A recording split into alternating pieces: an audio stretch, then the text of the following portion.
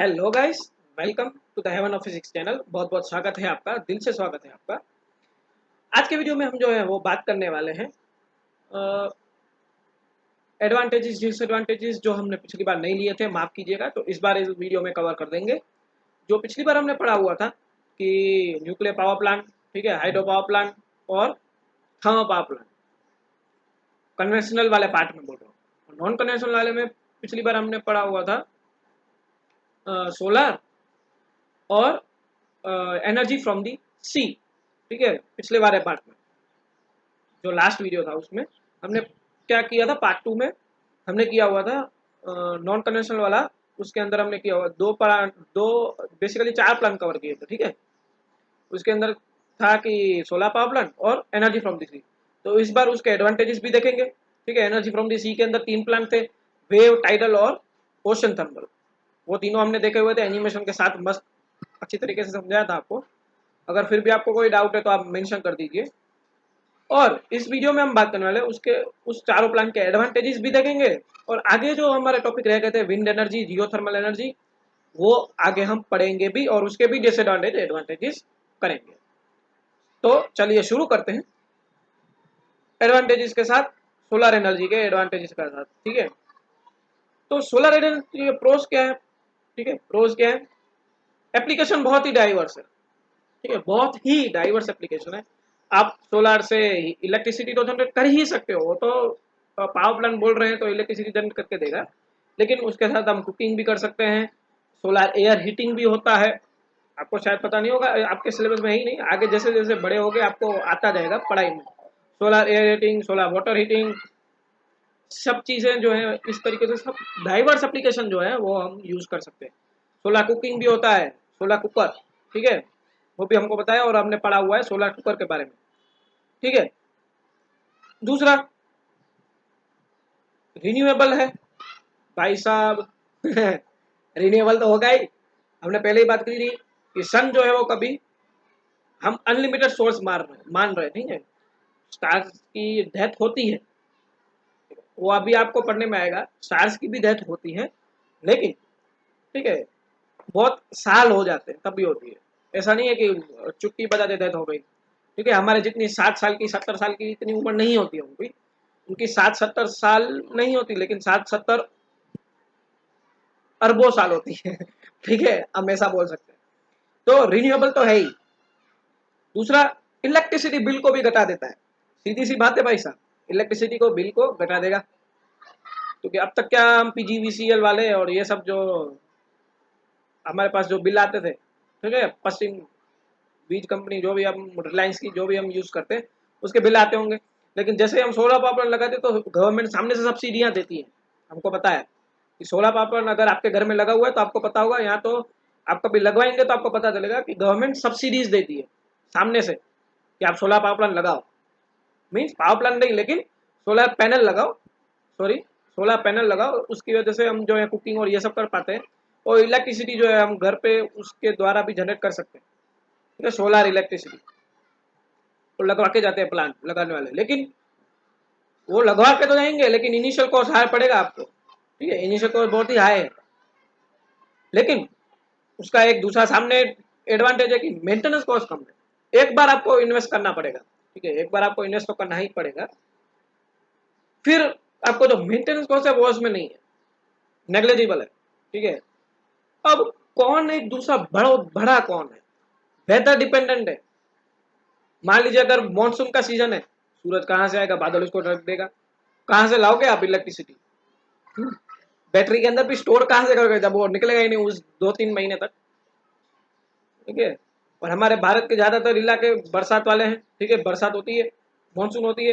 Monsoon के season में 2-3 महीने मानसून चलती है, 4 महीने भी चल जाती है कहीं कहीं पर। रैंडम भी मानसून आ जाती है, रैंडम भी बरसात पड़ती है। तो उस टाइम पे कैसे करोगे, ठीक है। या तो विंटर सीजन है तो क्या होगा, ठीक है, सूरज निकलता नहीं है ज्यादातर, या तो कम होता है, ठीक है, विंटर सीजन के अंदर। तो वेदर डिपेंडेंट तो है, ये इसका बहुत बड़ा कौन है, आप बोल सकते हैं। दूसरा, एनर्जी स्टोरेज के लिए बहुत ही ज्यादा जो है वो पैसे खर्च करने पड़ते हैं, एनर्जी स्टोरेज। अब उसके अंदर एनर्जी स्टोरेज मतलब क्या, बैटरी जो हम जिसको स्टोर करते हैं, बैटरी के अंदर जो इलेक्ट्रिसिटी स्टोर करके रखते हैं, जो सोलार से हमको मिली है, वो बैटरी ऐसी वैसी नहीं है कि 12 वोल्ट की बैटरी वो कार में से उठाई और उसमें चार्ज लगा दिया। ठीक है, उसकी खास प्रकार की बैटरी आती है, खास प्रकार के जो है उसके अंदर पैरामीटर्स चेक किए जाते हैं, उसके बाद जो बैटरी बनती है वो बैटरी यूज करनी पड़ती है। उसकी बैटरी आज बहुत एक्सपेंसिव आती है, और मेन उसमें होता है पीवी सेल। हमने पिछली बार उसका वर्किंग भी देखा था। अब पीवी सेल खराब हो गया तो सत्यानाश। ठीक है, पीवी सेल खराब हुआ मतलब सत्यानाश, बैटरी खराब हुई वो भी सत्यानाश ही है। ठीक है, तो बैटरी बहुत ही एक्सपेंसिव है। अब क्योंकि ठीक है, बहुत जगह ज्यादा रोक लेती है, सोलर पैनल बहुत बड़ा चाहिए। अगर हमको जितनी ज्यादा रिक्वायरमेंट है इलेक्ट्रिसिटी की, उतना पैनल भी तो एरिया बड़ा करना पड़ेगा, ऑब्वियस सी बात है। तो ही जितना एरिया बड़ा करोगे उतनी सनरेज ज्यादा फॉल होंगी, जितना इफेक्टिव एरिया ज्यादा बनेगा उतनी सनरेज ज्यादा वो कैप्चर कर पाएगा पैनल। ठीक है, सोलर सेल, और उतनी ज्यादा हमको इलेक्ट्रिसिटी जनरेट करके देगा। तो lot of space it is taking. ये उसके प्रोज एंड कॉन्स हो गए, ठीक है, सोलार के। अब एनर्जी फ्रॉम दी सी, सबके साथ में ही ले रहा हूँ, ठीक है, अलग अलग नहीं लेने, क्योंकि एक ही मीडियम है ना। ठीक है, वाटर। तो प्रोज क्या है, रिन्यूएबल है ये भी, वाटर है, ठीक है, तो रिन्यूएबल तो है ही, समुद्र में से निकाल रहे हैं। इन्वायरमेंट फ्रेंडली भी है, ठीक है, इन्वायरमेंट को कहीं कोई नुकसान नहीं, पॉल्यूशन नहीं, कुछ नहीं हो रहा। लेकिन सूटेबल टू सर्टन लोकेशन, हर लोकेशन में उठा के, मैंने पहले ही बात की थी, हर लोकेशन में उठा के आप टाइडल एनर्जी या तो विंड एनर्जी नहीं लगा सकते। ठीक है, विंड एनर्जी सॉरी मतलब वेव एनर्जी, टाइडल और वेव एनर्जी ऐसे ही कहीं पे नहीं लगा सकते। कुछ वहां पे हाई टाइज लो टाइज आती हो, ठीक है, उसका असर ज्यादा रहता हो। वेव्स मतलब जहां पे ज्यादा हवाएं रहती हो वहां पे वेव्स होंगी। ठीक है, हमने पहले बात की वेव कैसे जनरेट होती है, डिफरेंस ऑफ प्रेशर।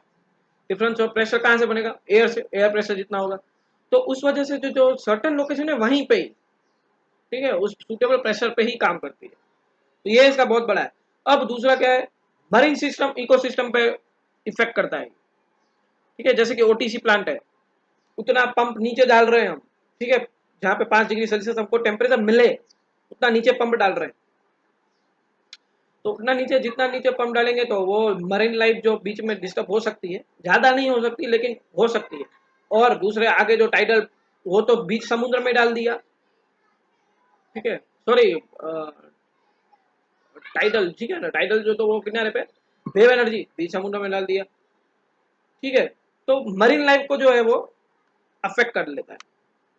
अब अबंडेंट है और वाइडली अवेलेबल है। ठीक है, अबंडेंट है मतलब बहुत सारा है। अब वाइडली अवेलेबल है क्यों, क्योंकि पानी है, पानी हर जगह है, ज्यादातर इलाकों में। हमारे इंडिया में तो प्रॉब्लम नहीं है इतना पानी अब तक। ठीक है, ये अरब एमिराइट्स तो नहीं है, तो यहाँ पे पानी मिल जाता है, समुद्र है हमारे पास। तो ये एक एडवांटेज है। अब वेराइटीज ऑफ वेज हैं इसके हार्नेस करने के, क्योंकि हमारे पास बहुत सारे हैं ना।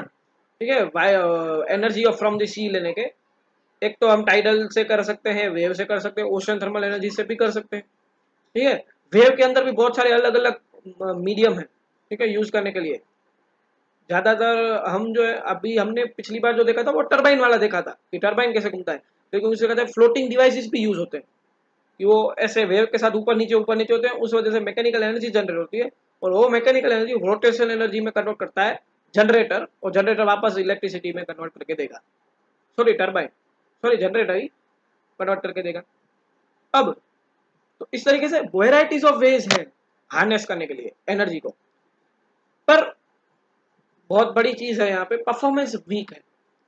दूसरे पावर प्लांट्स के कंपैरिजन में परफॉर्मेंस थोड़ा यहाँ पे कम मिलेगा, क्योंकि आप ही सोचिए ना, टाइड कोई हर बार नहीं रहती है, वो आएगी जाएंगी आएगी जाएंगी। हाई टाइड है लो टाइड है, ठीक है, तो टर्बाइन जब भी घूमेगा जब हाई टाइड लो टाइड होगी। अगर हाई टाइड लो टाइड हुई ही नहीं, अगर वातावरण ही ऐसा नहीं बना, ठीक है, जरूरी नहीं है कि हो ही, और उतनी इफेक्टिव हो हाई टाइड लो टाइड। ठीक है, लहरें कोई जरूरी नहीं है कि हमको जितनी चाहिए उतनी ही मिले, इट इज नॉट डिजायरेबल। तो यहाँ पे परफॉर्मेंस वीक मिलता है। अब नॉइज और विजुअल पोल्यूशन होता है, क्योंकि यहाँ पे ज्यादा जनरेटर की आवाज आएगी। ठीक है, जनरेटर यहाँ पे बड़ा चाहिए, अगर बड़ी इलेक्ट्रिसिटी जनरेट करनी है तो कैपेसिटी, तो इस वजह से नॉइज पोल्यूशन होता है। ये हो गए एनर्जीज ऑफ फ्रॉम द सी के प्रोज एंड कॉन्स। तो पिछली बार हमने जो पावर प्लांट कवर किए थे उसके एडवांटेजेस डिसएडवांटेजेस यहाँ पे पूरे होते हैं। अब आज का जो मेन टॉपिक है जिसके हमारे बाकी पड़ा था, ठीक है, वो है विंड एनर्जी भाई, विंड एनर्जी, विंड एनर्जी। अब यहाँ पे आपको दिख रहा है, ये दिख रहा है, घूम रहा है टरबाइन, ठीक है, सीधा सीधा टरबाइन है विंड एनर्जी। विंड एनर्जी में बहुत ही इजी है विंड एनर्जी। विंड एनर्जी का पावर प्लांट समझना बहुत ही इजी है, कुछ ज्यादा आपको इसमें दिमाग लगाने की जरूरत है नहीं। इसमें तो सीधा सीधा टरबाइन है, सीधा सीधा टरबाइन। और टरबाइन चलेगा कैसे, व्हाट इज द सोर्स, ठीक है, what is the source, wind, ठीक है, विंड जो है वो ही सोर्स है। यहाँ पे विंड ही जो है वो उसको घुमाती है टरबाइन को, अब टरबाइन घुमाती है। यहाँ पे आप देख पा रहे हैं, ठीक है, यहाँ पे देखिए आप पीछे की तरफ, ये पीछे की तरफ आपको दिख रहा है, ठीक है, पीछे की तरफ आपको दिख रहा है, ये रहा पीछे की तरफ। ये क्या है, ये जनरेटर लगा हुआ है, वो टरबाइन घूमेगा, जनरेटर घूमेगा और हमको जो है वो इलेक्ट्रिसिटी जनरेट करके देगा। लेकिन यहाँ पे आप देख पा रहे हैं बहुत सारे विंड मिल्स चाहिए, पूरा विंड फार्म है इसको, बहुत सारे विंड मिल जहाँ पे होते हैं उसको बोलते हैं विंड फार्म। आगे आपको दिखाता हूँ, ठीक है, ये रहा, देखो, देखा, ठीक है, ये टरबाइन घूम रहा है, ये पावर प्लांट यहाँ पे लगा हुआ है आउटपुट के लिए, ग्रिड लगी हुई है, पावर ग्रिड, ठीक है, पीछे इसके जनरेटर लगा हुआ है, जनरेटर से ये रहा पूरा प्लांट जुड़ा हुआ है, ठीक है, वही सिंपल कंसेप्ट है। टरबाइन घूमेगा कैसे, विंड से, ठीक है, विंड से टरबाइन घूम रहा है और यहाँ पे जो है वो पावर हमको जनरेट करके देगा। बाकी तो कॉन्सेप्ट को पता है, विंड से टरबाइन घूमेगा, टरबाइन से जनरेटर, जनरेटर से electricity, simple, nothing to worry. Okay then, अब इसके एडवांटेजेस और डिसएडवांटेजेस, प्रोज एंड कॉन्स, ठीक है। प्रोज क्या है, इको फ्रेंडली है, it does not harm to us or any other living organisms or ecosystem, okay, it is eco friendly, does not harm environment. Then efficient source of renewable energy, ठीक है, renewable energy है ये, wind, wind तो चालू ही रहेगी, कोई बंद तो थोड़ी होने वाली है, इट इज एफिशिएंट सोर्स, ठीक है। लेकिन सामने विंड एनर्जी का कौन क्या है, ज्यादा एरिया चाहिए, ठीक है, लैंड का ज्यादा एरिया चाहिए, क्योंकि एक ही टरबाइन आपको दूर से कभी देखना, आप टरबाइन, टरबाइन के फार्म्स होते हैं, और मैं ज्यादातर जो है गुजरात कच्छ से हूँ, तो मेरे यहाँ पे, ठीक है, कच्छ में विंड पावर प्लांट्स चलते हैं, ठीक है, विंड पावर प्लांट्स चलते हैं और मैंने देखे हुए। तो आप, मैं जब रास्ते में जाता हूँ तो दूर से आपको इतना ही लगेगा कि ये इतना छोटा दिख रहा है, ठीक है, लेकिन आगे जाओगे तो आपको पता चलेगा वो टरबाइन के जो वेन्स होते हैं, टरबाइन के जो पंखे, हम देसी भाषा में बोले तो टरबाइन के जो पंखे होते हैं जो घूमते हैं, ठीक है, पंखे, टरबाइन के ब्लेड्स, वो टरबाइन का ब्लेड इतने बड़े होते हैं कि एक टरबाइन का ब्लेड को चलाने के लिए जो ट्रक यूज किया जाता है, ट्रक, ठीक है, उस ट्रक को एक्सटेंड किया जाता है, ठीक है, एक्सटेंडर से, पीछे जो वो बोलते हैं ना एक्सटेंडर, जो माल रखने के लिए होता है, कभी आपने देखा होगा, ठीक है, पाइप्स बड़े बड़े लेके जाते हैं नर्मदा कैनाल वाले वो सब, तो ये भी इतना ही लंबा होता है, ब्लेड, एक ब्लेड, एक ब्लेड एक ही में आता है, एक ही ट्रक में इतना लंबा ब्लेड होता है, पीछे एक्सटेंडर यूज करते हैं, तो इतना बड़ा पावर प्लांट होता है। लेकिन तो ये एक ही विंड मिल इतना ज्यादा रोकती है, तो पूरा फार्म चाहिए, क्यों, क्योंकि ज्यादा हमको अगर इलेक्ट्रिसिटी की रिक्वायरमेंट है तो हमको ज्यादा प्लांट बड़ा रखना पड़ेगा, तो विंड फार्म की जरूरत पड़ेगी। एक विंड मिल से इतना ज्यादा नहीं होता है, क्यों नहीं होता है, तो उसका दूसरा कौन हमको पता है, विंड स्पीड कभी भी यूनिफॉर्म नहीं होती है, सीधी सी बात है, ठीक है, कभी हवा ज्यादा, कभी हवा कम, कभी हवा ज्यादा, कभी हवा कम। अब एक बार और मैं आपको बता दूं कि इसकी भी पर्टिकुलर रेंज है, पर्टिकुलर लिमिट है, ये कम से कम 15 किलोमीटर, ठीक है, 15 किलोमीटर पर आवर की यहाँ पे स्पीड चाहिए, minimum, minimum 15 kilometre per hour की स्पीड चाहिए विंड की, तो ही टरबाइन घूमेगा भाई साहब, otherwise it will not rotate, and it will not rotate the generator, and it will not produce the electricity. Minimum 15 kilometer per hour is required, it is minimum requirement, it is another limitation, okay। दूसरी बात, no recurring expenses, ठीक है, maintenance cost इसका कम है, maintenance cost जो है उसका कम है, लेकिन इन्वेस्टमेंट बहुत ही ज्यादा चाहिए, बड़ा चाहिए, क्योंकि विंड फार्म लगा रहे हैं, बहुत सारी विंड मिल्स चाहिए। तो विंड मिल सस्ती नहीं आती, इतनी बड़ी आती है, ब्लेड सोच लीजिए आप, ब्लेड इतनी बड़ी है, ठीक है, तो एक ब्लेड बनाने के लिए कितने फॉर्मिंग प्रोसेसेस, कितने मैन्युफैक्चरिंग प्रोसेस से वो गुजरती होगी, क्या क्या उसके अंदर चीजें लगती होंगी, ठीक है, एक विंड मिल के पीछे। यहाँ पे तो पूरा फार्म है, तो इन्वेस्टमेंट बहुत ही तगड़ी चाहिए, ठीक है, तगड़ी इन्वेस्टमेंट चाहिए। अब इन्वेस्टमेंट तो बहुत सारी की हमने, लेकिन सामने आउटपुट जो है उसके हिसाब से नहीं मिलता। ये एक इसका हम बोल सकते हैं कि और एक कौन है कि आउटपुट जो है जितना हम इन्वेस्टमेंट करते हैं उतना नहीं मिलता है, तो ये एक बहुत बड़ा इसका डिसएडवांटेज हम बोल सकते हैं। ठीक है, चलिए अब नया पावर प्लांट लेते हैं वापस, जियोथर्मल। व्हाट? जियोथर्मल। अब नाम से ही पता चल रहा है, जियो, ठीक है, जियो इज नॉट टेलीकम्युनिकेशन कंपनी जो अंबानी की है, जियो, ठीक है, जियो 1000 साल, Jio digital life, it is not like that. Geo means earth, G E O, geo, ठीक है, जियो मीन्स व्हाट? अर्थ। अब थर्मल, थर्मल तो आपको पता है हीट, थर्मल मीन्स हीट, तो अर्थ में से हीट निकाल रहे हैं, ठीक है, अर्थ में से हीट निकाल रहे हैं, मतलब क्या कर रहे हैं, तो आपको पता होगा कि वोल्केनोज, आपने शायद टीवी में देखा होगा, यहाँ कहीं भी पढ़ा होगा, वोल्केनोज होते हैं, वोल्केनोज इरप्शन होता है। तो वोल्केनोज इरप्शन कैसे होता है, तो वहां पे कुछ मैग्मा रॉक्स होती हैं, ठीक है, वोल्केनिक रॉक होती है नीचे, नीचे जियोथर्मल रिजर्वोयर, यानी क्या करती है वो वोल्केनिक रॉक बहुत ही गर्म होती है, तभी तो वो ऊपर लावा बन के आती है, ठीक है। तो नीचे जो रॉक्स होती है उस वजह से क्या होता है, जो पानी बारिश वाला पानी जो जमीन में चला गया है वो स्टीम खुद ही बन जाता है naturally, it is naturally converted the water into steam. वही नेचुरल स्टीम हम जो है वो यूज कर रहे हैं, वही नेचुरल स्टीम जो है हम यूज कर रहे हैं। ज्यादा इस कंपोनेंट्स में जाने की आपको जरूरत नहीं है, अभी आप 10th में ही है, ये तो मैंने खाली एनिमेशन जो मिला आपको समझाने के लिए, इस वजह से मैंने आपको ये सब कंपोनेंट आपको दिखाए हैं। बाकी सिंपल ही है कि ये सेपरेटर, अब सेपरेटर तो आपको पता है कि स्टीम वाटर को सेपरेट करने का काम करेगा और कुछ नहीं। फिर स्टीम जो है वो टरबाइन के पास जाएगी, टरबाइन घूमेगा, जनरेटर घूमेगा, वो तो आपके फिर आगे तो पता ही है। फिर कंडेंसर तो वो तो हर जगह में होता ही है, it is simple as that, it is simple as thermal power plant. Thermal power plant जो कन्वेंशनल था वैसा ही है, लेकिन उसके अंदर हम कोल से स्टीम जनरेट कर रहे थे, और हम यहाँ पे क्या कर रहे हैं, नेचुरली स्टीम यूज कर रहे हैं, जो नेचुरल स्टीम थी उसको ही पंप कर रहे हैं यहाँ पे जमीन में से, ठीक है, जमीन में से यहाँ पे जमीन में खोद के, ठीक है, we are digging the hole, we are digging the bigger holes, वो होल से हम उसको पंप करते हैं स्टीम को, और स्टीम को जो है वो यूज करते हैं। सिंपल है, ठीक है, एनिमेशन से आपको ज्यादा क्लियर हो जाएगा, ठीक है। अगर आपको क्लियर दिखाने के लिए मैं एक बार इरेजर से थोड़ा इसको साफ कर देता हूँ तो ज्यादा क्लियर दिखेगा आपको, ठीक है, देख लीजिए एक बार वीडियो, तो आगे बढ़ते फिर, ठीक है, ओके। अब एडवांटेजेस डिसएडवांटेजेस क्या है इसके भी देख लेते हैं। इकोनॉमिकल है, ठीक है, इकोनॉमिकल है। दूसरा, पॉल्यूशन क्रिएट नहीं करता, क्योंकि हमने नेचुरली जनरेट किया है, यहाँ पे कोई कार्बन इश्यूज, कोई इन्वायरमेंटल इश्यूज यहाँ पे दिखते नहीं है।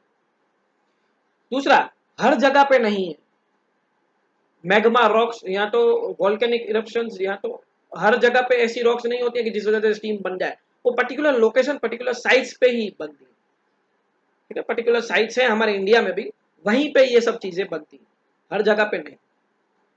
अब हमने पहले ही बात की कि ड्रिल करना पड़ता है, डीप ड्रिलिंग चाहिए। अब डीप ड्रिलिंग जो है वो टेक्नोलॉजी बहुत ही महंगी है, it is not affordable to everyone, ठीक है, sorry, it is not affordable to everyone, तो एक्सपेंसिव है डीप ड्रिलिंग, तो ये एक इसका कौन है। अब biomass, last topic of this chapter, biomass energy, and last topic of this video also, biomass energy, ठीक है। तो पहले बायो को समझ लेते हैं, bio means what, bio means biology, biology means what, organic, organic means what, organism, living organism, ठीक है, ऑर्गेनिजम्स जो है वो, और क्या उसका मास, ऑर्गेनिजम्स का मास, इट इज नॉट हिंदी वाला मास, इट इज इंग्लिश वाला मास। ठीक है, मास है यहाँ पे, मास द्रव्य हम बात करते हैं गुजराती में। तो ये मास जो है वो क्या यूज करते हैं, ऑर्गेनिक प्लांट्स का। ठीक है, प्लांट्स का कई कबार वेस्ट होता है, तो प्लांट्स के जो हम बोल सकते हैं कि उसका मलबा है वो यूज कर सकते हैं, पेड़ के मलबे या तो लकड़ियां यूज कर सकते हैं। ठीक है, गार्बेज यूज कर सकते हैं ऑल, और काउ के डंग्स, एनिमल्स के डंग्स जो होते हैं, डंग्स, काउ डंग्स, वो यूज करते हैं। ठीक है, ज्यादातर यहाँ पे काउ डंग्स यूज किए जाते हैं। It is effective. ठीक है, क्यों इफेक्टिव आगे जानेंगे, लेकिन ये एनिमेशन के दौरान मैं यही समझाना चाहता हूँ कि ये सब सोर्सेज है। ठीक है, फीड स्टॉक यहाँ पे लिखा हुआ है, स्टॉक में ये आ जाता है। और हमको जो है साथ में यहाँ पे ये दिख रहा है, पानी की बूंद क्यों दिखाई है, आगे बात करते हैं। ठीक है, पता चल जाएगा। अब बायोगैस प्लांट किस तरीके से बायोगैस जनरेट होती है, how does the biogas is created, या बायोमास को यूज करके जो गैस जनरेट होती है उसको बोलते हैं बायोगैस। कैसे जनरेट होती है, प्लांट से। उस प्लांट को क्या बोलते हैं, बायोगैस प्लांट, ऑब्वियस है। तो ये स्लरी है। कई बार आपको एग्जाम में पूछा जाता है कि व्हाट इज स्लरी, तो slurry is the mixture of डंक, ठीक है, यहाँ तो ऑर्गेनिज्म का जो वेस्ट है वो डंक, ठीक है, डंक प्लस वाटर। ठीक है, प्लस वाटर जो है वो हम यहाँ पे यूज करते हैं। ठीक है, माफ कीजिएगा राइटिंग थोड़ी ऐसे, क्योंकि हाथ में पेन नहीं है, कंप्यूटर से कर रहा हूँ। तो डंक, ठीक है, काव डंक प्लस H2O, यानी पानी को मिला देते हैं, उसकी जो मिश्रण होता है उसको बोलते हैं slurry. Mixture of dung and H2O is known as slurry. वो स्लरी को यहाँ पे जाने देते हैं। और ये स्लरी जो है, ओके, स्लरी जो है वो आती है डाइजेस्टर में। डाइजेस्टर यहाँ तो उसको बोलते हैं gas tank. This is digester. अब डाइजेस्टर्स को बोलते हैं तो ऑब्वियस सी बात है ये डाइजेस्ट करता है। ठीक है, हम अपने हमारा पेट क्या करता है, what does our stomach do, it digest. जो भी हम खाना खाते हैं ओएसोफेगस में जाता है, फिर ओएसोफेगस में कहाँ जाता है, स्मॉल इंटेस्टाइन, लार्ज इंटेस्टाइन से होके, जो भी हमको पता है कि जो प्रक्रिया होती है, जो प्रोसेस होती है, पता है आगे। तो ये डाइजेस्टिंग सिस्टम, तो यहाँ पे भी ये डाइजेस्ट ही करता है।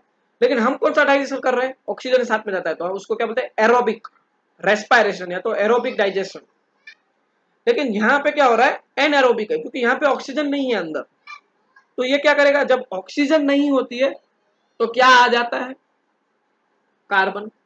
ठीक है, जहां पे ऑक्सीजन नहीं वहां पे कार्बन। कार्बन किस फॉर्म में आएगा, मीथेन। अब मैं आपको एक बात क्लियर कर दूं, it is a well known fact, आपको शायद पता हो या ना हो, काव का डंक जो है वो एक प्रकार से हम बोल सकते हैं कि बहुत ही इफेक्टिव है। क्यों, क्योंकि वो मीथेन प्रोड्यूस करके देता है हमको, ज्यादा मीथेन प्रोड्यूस करके देता है वो। इस वजह से काव डंक को यूज किया जाता है। क्योंकि काव डंक के अंदर अगर ऐसे ही हम इसको छोड़ दें तो वो डिकम्पोज होता है, यहाँ पे अंदर डाइजेस्टर क्या करता है, डिकम्पोज करता है। अब डिकम्पोज जब चीजें होती है तो कार्बन जनरेट होता है। कार्बन से क्या, काव डंक इतना शक्तिशाली है वो, डंक होके भी वो मीथेन जनरेट करके देता है हमको। ठीक है, it is naturally produced. Methane जो है वो नेचुरली प्रोड्यूस हो जाता है इस तरीके से, डाइजेस्टर को यूज करके। ठीक है, ये डाइजेस्टर जो है वो यूज करता है। अब फिर जो लास्ट में, ठीक है, जो ये जो डाइजेस्टर जिसने ये जनरेट किया, ठीक है, डाइजेस्टर ने क्या जनरेट किया, डाइजेस्टर ने क्या जनरेट किया, मीथेन गैस। अब मीथेन गैस जो है उसको निकाल लिया जाता है गैस आउटलेट से, यहाँ से इसको निकाल लिया जाता है गैस आउटलेट से। बाकी जो बचा उसको जाने देते हैं फर्टिलाइजर के अंदर या तो आउटलेट के अंदर। अब वो कहाँ जाता है, फर्टिलाइजर में से जो है वो जाता है इरिगेशन पर्पस के लिए। ठीक है, एग्रीकल्चर पर्पस के लिए जो है वो, बाकी का जो ये स्लरी बची, यहाँ जो वेस्ट बचा वो जाती है इरिगेशन पर्पस के लिए। हमको पता है जो उसको बोलते हैं खाद। ठीक है, ये खाद जो है वो यूज करते हैं एग्रीकल्चर के अंदर। ये खाद जो है वो क्यों एग्रीकल्चर के अंदर यूज करते हैं, तो जो लास्ट में जो है बाय प्रोडक्ट मिलते हैं इसके, जब वो बाय प्रोडक्ट के अंदर मैक्सिमम जो है वो N2 और फॉस्फोरस होता है। N2 मीन्स नाइट्रोजन और फॉस्फोरस। अब नाइट्रोजन और फॉस्फोरस ही जो है वो जहाँ पे एग्रीकल्चर फर्टिलाइजर्स के अंदर यूज होते हैं ज़्यादातर, वो एग्रीकल्चर के लिए बहुत ही इफेक्टिव। इस वजह से वो जो काउडंग जो स्लरी थी वापस जो यूज होकर दी गई, गैस यहाँ पे जनरेट हो गई एक बार, मीथेन गैस, उसको जाने देते हैं। बाकी की जो बचा वो फर्टिलाइजर्स के अंदर। It is just like simple as that. यहाँ पे बायोमास भी पूरा हो गया आपका, ठीक है ना। तो अब देखते हैं बायोमास एनर्जी के एडवांटेजेस डिसएडवांटेजेस भी तो होंगे, कोई किसी भी चीज के होते ही है, ठीक है। प्रोस क्या है? इट इज कार्बन न्यूट्रल, ठीक है, कार्बन को न्यूट्रल रखता है क्योंकि नेचुरली जनरेट हुआ है, मीथेन हुआ है लेकिन नेचुरली जनरेट हुआ है, ठीक है। मीथेन का आपको केमिकल फॉर्मूला आपको शायद पता होगा, क्या है मीथेन का केमिकल फॉर्मूला? CH4। अगर मैं गलत हूं तो आप कमेंट में सेक्शन में बता दीजिए तो मैं गलत हूं, ठीक है। 99% तो यही है, फिर आप मेरे को मुझे बता सकते हो तो मेरे को भी पता चलेगा, ठीक है, कि आप कितना वीडियो को अच्छी तरीके से देख रहे हैं। CH4 मीथेन जो है वो उसका हो गया। अब ये कार्बन न्यूट्रल है। दूसरा efficient source of renewable energy है, पहले ही जैसे दूसरे प्लांट्स थे वैसे ही, क्योंकि नॉन कन्वेंशनल वाले सब रिन्यूएबल सोर्स है। लेस एक्सपेंसिव, फॉसिल फ्यूल से ऑब्वियस ही बात है कि एक्सपेंसिव कम है, क्योंकि फॉसिल फ्यूल ऑयल ऑयल ये सब चीजें हमको इंपोर्ट करनी पड़ती हैं, ठीक है, इंपोर्ट एक्सपोर्ट चलता रहता है कंट्रीज के बीच में। लेकिन यहाँ पे क्या है, काउ डंग ही यूज कर रहे हैं, और हमारे इंडिया में काउस हैं it is well known fact, ठीक है, काउ डंग्स हैं, एनिमल्स हैं, तो वो काम चल जाता है। अब ये क्या करता है, फॉसिल फ्यूल्स की जो है वो हमको डिपेंडेंसी रिड्यूस करता है। हमारे ऊपर जो फॉसिल फ्यूल जो ज्यादातर डिपेंडेंट हो गए हैं, तो वो इस वजह से हमको जो है वो यहाँ पे उसमें कटौती भी करता है, और हमको जो है वो जनरेट करके देता है। अब वो मीथेन गैस यूज कहाँ पे होता था, एक चीज मैं आपको बताना भूल गया, मीथेन गैस यूज कहाँ पे होता है?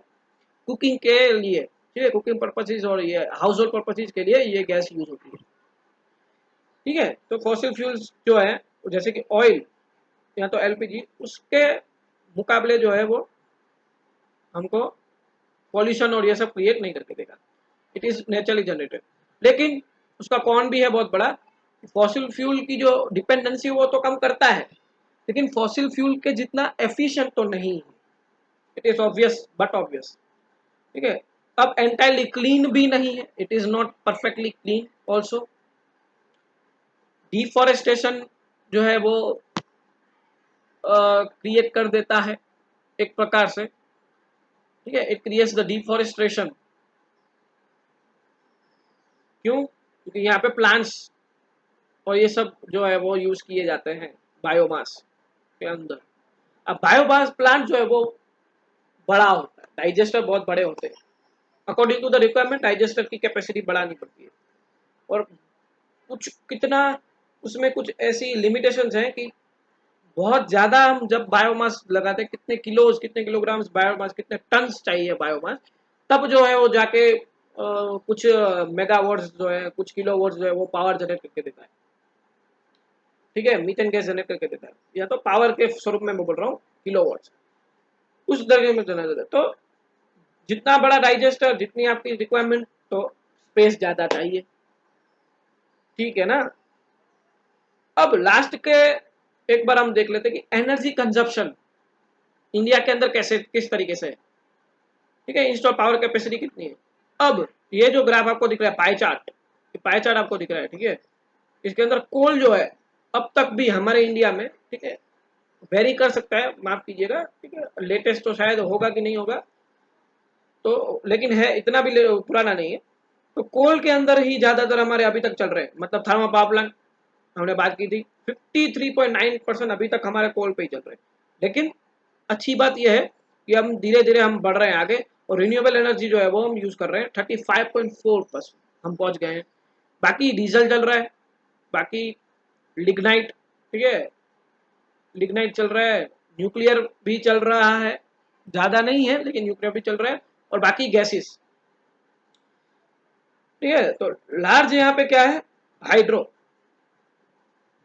ठीक है, रिन्यूएबल के अंदर ज्यादातर हाइड्रो यूज हो रहे हैं, फिर विंड यूज हो रहे हैं, ज्यादातर शेयर किसका है, विंड का, फिर उसके बाद सोलार का। सोलार धीरे धीरे डेवलप कर रही है, हमारी जो गवर्नमेंट है वो भी इसको सराहना दे रही है। ठीक है, उसके बाद बायोमास जो है अभी हमने डिस्कस किया वो बहुत ही कम है अभी तक, और क्योंकि इसकी कैपेसिटी भी कम होती है हमको देने की, तो ज़्यादा अभी ये इफेक्टिव है नहीं, तो यूज़ भी कम करते हैं लोग, बट ऑब्वियस है। तो दूसरी बात, स्मॉल हाइड्रो भी यूज करते हैं 1.3%, और वेस्ट टू पावर 0.04। ये आपको एग्जाम में पूछा नहीं जाएगा, लेकिन मैं खाली, it is the for the curious mind people. ठीक है, किसी को ऐसा होता है कि हम कितना कितना यूज कर रहे हैं, वो भी हमको पता होना चाहिए। We are living in India, we are Indian citizen, तो हमको ये पता होना चाहिए। धीरे धीरे ये घट रहा है।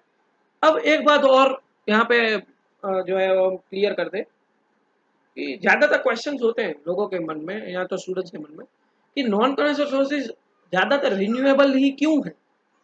तो ऑब्वियस ही बात है, क्योंकि अगर हम नए नए चीजें अपना रहे हैं तो हम ऐसी चीजें अपनाएंगे कि अगर जो इन्वायरमेंट को हमने पहले ही हार्म कर दिया है तो अब उसको रिड्यूस करने की ही कोशिश करेंगे। It is obvious. ठीक है, इन्वायरमेंट को हार्म ना हो वही कोशिश करेंगे, इकोसिस्टम को हार्म ना हो वही कोशिश करेंगे। We will be doing for that. So that's why all the maximum non-conventional sources that we are adopting right now, they all are renewable energy sources. ठीक है, renewable energy sources. Okay, so this is for the today's video. एक बार summarise कर लेते हैं तो थोड़ा और मजा आ जाए। ठीक है, पहले हमने देखे एडवांटेजेस क्या होते हैं सोलर एनर्जी के, फिर हमने देखा एनर्जी फ्रॉम द सी के एडवांटेजेस डिसएडवांटेजेस, फिर विंड एनर्जी क्या होता है। ठीक है, विंड एनर्जी कैसे, विंड से टरबाइन घुमा, टरबाइन से जनरेटर, जनरेटर से इलेक्ट्रिसिटी, सिंपल। दूसरा वीडियो हमने दिखाया था, उसके एडवांटेजेस डिसएडवांटेजेस किए। फिर हमने जियोथर्मल एनर्जी, जहाँ पे नेचुरली स्टीम जो जनरेट हो रही थी उससे हम टरबाइन घुमा रहे थे, टरबाइन से जनरेटर और जनरेटर से इलेक्ट्रिसिटी। नेचुरल स्टीम कहाँ से आ रही थी, मैग्मा रॉक्स, यहाँ तो जो जमीन में से जो पानी स्टीम में बदल गया उसमें से। ठीक है, फिर बायोमास, काव के डंग्स यूज करके, ठीक है, स्लरी यूज करके जो जनरेट कर रहे थे methane gas using for the house hold purposes, वो बायोमास हो गया। उसके एडवांटेजेस डिसएडवांटेजेस किए, और लास्ट में हमने बात की एनर्जी कंजप्शन कितना है इंडिया के हिसाब से। तो फिलहाल के लिए इस वीडियो के लिए इतना ही, और यहाँ पे हमारा renewable energy, sorry renewable energy नहीं, माफ कीजिएगा, सोर्सेज ऑफ एनर्जी यहाँ पे खत्म होता है चैप्टर। अगली बार नया चैप्टर उठाएंगे। ठीक है, तो इस वीडियो के लिए इतना ही। Thank you so much, bye bye.